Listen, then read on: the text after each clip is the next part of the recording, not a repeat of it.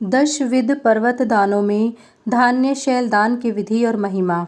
महाराज युधिष्ठिर ने कहा, भगवन, अब मैं विविध दानों के उत्तम महात्म्य को सुनना चाहता हूँ, जो देवगणों एवं ऋषि समूहों द्वारा पूजित और परलोक में अक्षय फल देने वाला है।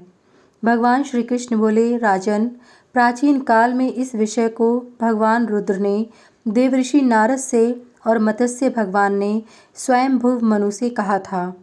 उस मेरु पर्वत दान के इस भेदों को मैं बतला रहा हूँ, जिनका दान करने से मनुष्य देव पूजित लोगों को प्राप्त करता है। उसे इस लोक में जिस फल की प्राप्ति होती है, वह वेदों और पुराणों के अध्ययन से, यज्ञानुष्ठान से और देव मंदिर आदि के निर्माण से भी नहीं प्राप्त होता। इसलिए अब मैं पर्वतों के क्रम से उनके विधान का वर्णन कर रहा हूँ। उनके नाम इस प्रकार हैं। पहला धान्य शैल, दूसरा लवणाचल, तीसरा गुणाचल, चौथा हेम पर्वत, पांचवा तिल शैल, छठा कार्पास पर्वत, सातवां घृत शैल, आठवां रत्न शैल, नवां रजत शैल और दसवां शर्कराचल। इनका विधान यथार्थ रूप से क्रमश बतला रहा हूँ। सूर्य के उत्तरायण और दक्षिणायन के समय पुण्य में, विषुव योग में, व्यतिपात योग में, ग्रहण के समय सूर्य अथवा चंद्रमा के अदृश्य हो जाने पर, शुक्ल पक्ष की तृतीया, द्वादशी या पूर्णिमा तिथि के दिन, विवाह उत्सव और यज्ञ के अवसरों पर तथा पुण्यप्रद शुभ नक्षत्र के योग में विद्वान दाता को शास्त्रादेशानुसार विधिपूर्वक धान्य शैल आदि पर्वत दानों को करना चाहिए। इसके लिए तीर्थों में, देव मंदिर में, गौशाला में अथवा किसी नदी के संगम पर भक्तिपूर्वक विधि विधान के साथ एक चौकोर मंडप का निर्माण कराएं। उसमें उत्तर और पूर्व दिशा में 2 दरवाजे हों तथा उसकी भूमि पूर्वोत्तर दिशा में ढालू हो। उस मंडप की गोबर से लिपि पुती भूमि पर कुश बिछाकर उसके बीच में विषकंभ पर्वत सहित देय पदार्थ की पर्वताकार राशि लगा दे। इस विषय में 1000 द्रोण अन्न का पर्वत उत्तम, 500 द्रोण का मध्यम और 300 द्रोण का कनिष्ठ माना जाता है। महान धन्य राशि से बने हुए मेरु पर्वत को मध्य में 3 स्वर्णमय वृक्षों से युक्त कर, पूर्व दिशा में मोती और हीरे से, दक्षिण दिशा में गोमेद और पुष्पराग से, पश्चिम दिशा में गारुत्मत, पन्ना और नीलम मणि से, उत्तर दिशा में वैदूर्य और पद्मराग मणि से तथा चारों ओर चंदन के टुकड़ों और मूंगे से सुशोभित कर दे। उसे लताओं से परिवेष्टित तथा सीपी के शिलाखंडों से सुसज्जित कर दिया जाए। पुनः यजमान गर्भ रहित होकर अनेकों द्विज समूहों के साथ उस पर्वत के मूर्धा स्थान पर ब्रह्मा, भगवान शंकर, विष्णु और सूर्य की स्वर्णमयी मूर्ति स्थापित करें। उसी प्रकार चारों दिशाओं में गन्ना और बांस से ढकी हुई कंदराएं तथा घी और जल के झरने भी बनाए जाएं।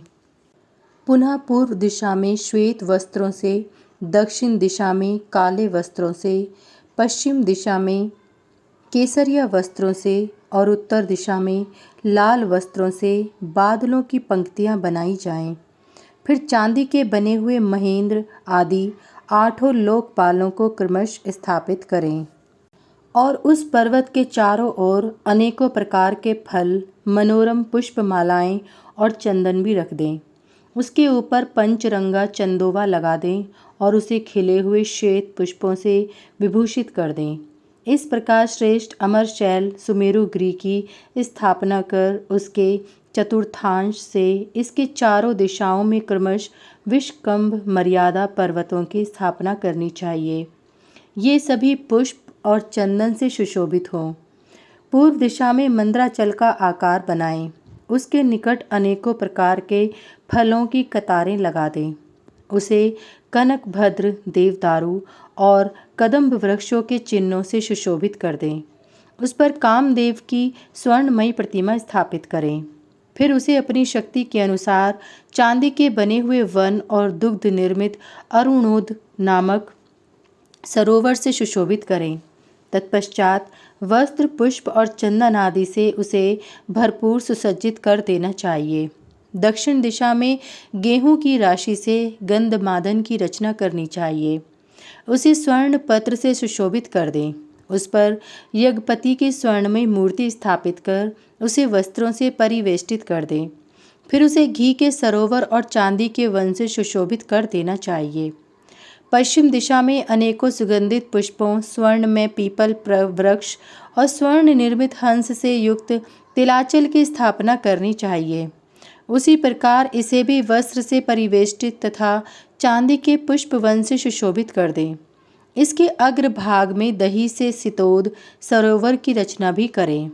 इस प्रकार उस विपुल शैल की स्थापना करके उत्तर दिशा में उड़द से सुपार्श्व नामक पर्वत की स्थापना करें। इसे भी सुंदर वस्त्र और पुष्पों से सुसज्जित करें। इसके शिखर पर स्वर्ण में वट वृक्ष रख दें तथा स्वर्ण निर्मित गौ से सुशोभित कर दें। उसी प्रकार मधु से बने हुए भद्रसर नामक सरोवर और चमकीली चांदी से निर्मित वन से संयुक्त कर देना चाहिए। तत्पश्चात पूर्व दिशा में 1 हाथ लंबा, चौड़ा और गहरा कुंड बनाकर तिल, घी, समिधा और कुशों द्वारा 4 श्रेष्ठ ब्राह्मणों से हवन कराएं। वे सभी ब्राह्मण वेदों और पुराणों के ज्ञाता, जितेंद्रिय, अनिघ्न, चरित्रवान और सुरूप हो। रात में मधुर शब्दों में गायन और तुरही आदि वाद्यों का वादन कराते हुए जागरण करना चाहिए। इन पर्वतों का आवाहन इस प्रकार करें। अमर पर्वत, आप समस्त देवगणों के निवास स्थान और रत्नों की निधि हैं। आप हमारे घरों में स्थित विघ्न बाधाओं को शीघ्र ही नष्ट कर दें।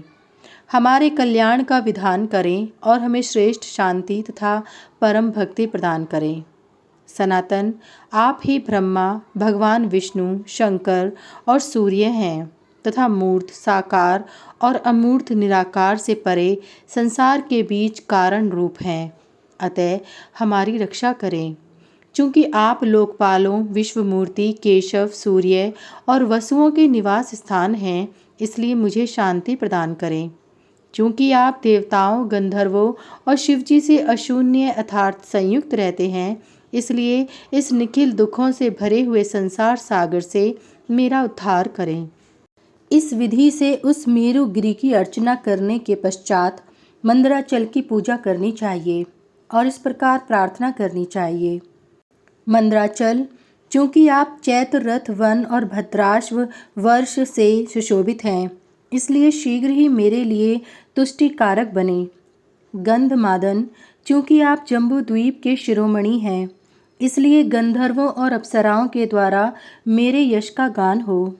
विपुल, चूँकि आप केतुमाल वर्ष और वैभ्राज वन से सुशोभित हैं तथा आपका पाषाण स्वर्ण में है, इसलिए आप मुझे शक्ति प्रदान करें।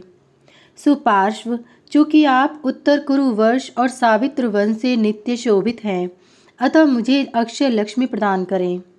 इस प्रकार उन सभी पर्वतों को आमंत्रित करके पुनः निर्मल प्रभात होने पर स्नान आदि से निवृत्त हो बीच वाला श्रेष्ठ पर्वत गुरु यज्ञ कराने वाले को दान कर दें। इसी प्रकार चारों विषकंभ पर्वतों को चारों ऋत्विजों को क्रमश दान कर देना चाहिए। इसके बाद 34, 10, 7 अथवा 8 गौ का दान करने का विधान है। यदि यजमान निर्धन हो तो वह एक ही दुधारू कपिला गौ गुरु को दान करे। सभी पर्वत दानों की यही विधि है। उनके पूजन में ग्रहों, लोकपालों और ब्रह्मा आदि देवताओं के वे ही मंत्र हैं और वे ही सामग्रियां भी मानी गई हैं। सभी पर्वत पूजनों में उनके मंत्रों के उच्चारण पूर्वक हवन करना चाहिए। यजमान को सदा व्रत में उपवास करना चाहिए। यदि असमर्थ हो तो रात में 1 बार भोजन किया जा सकता है। भारत, अब आप सभी पर्वत दानों की विधि, मंत्र और उनके फल सुनें। दान देते समय धान्य शैल से इस प्रकार प्रार्थना करनी चाहिए। पर्वत श्रेष्ठ, चूँकि अन्न को ही ब्रह्म कहा जाता है और उसी में प्राणियों के प्राण प्रतिष्ठित हैं। अन्न से ही प्राणी उत्पन्न होते हैं। अन्न से ही संसार संचालित हो रहा है। इसलिए अन्न ही लक्ष्मी है, अन्न ही भगवान जनार्दन है। अतः धान्य शैल के रूप में आप मेरी रक्षा करें। जो मनुष्य उपर्युक्त विधि से धान्य में पर्वत का दान करता है वह 100 मनवंतर से भी अधिक काल तक देवलोक में प्रतिष्ठित होता है तथा अप्सराओं और गंधर्वों द्वारा व्याप्त सुंदर विमान से स्वर्गलोक को जाता है एवं उनके द्वारा पूजित होता है। पुनः पुण्य क्षय होने पर वह इस लोक में निसंदेह राजाधिराज होता है।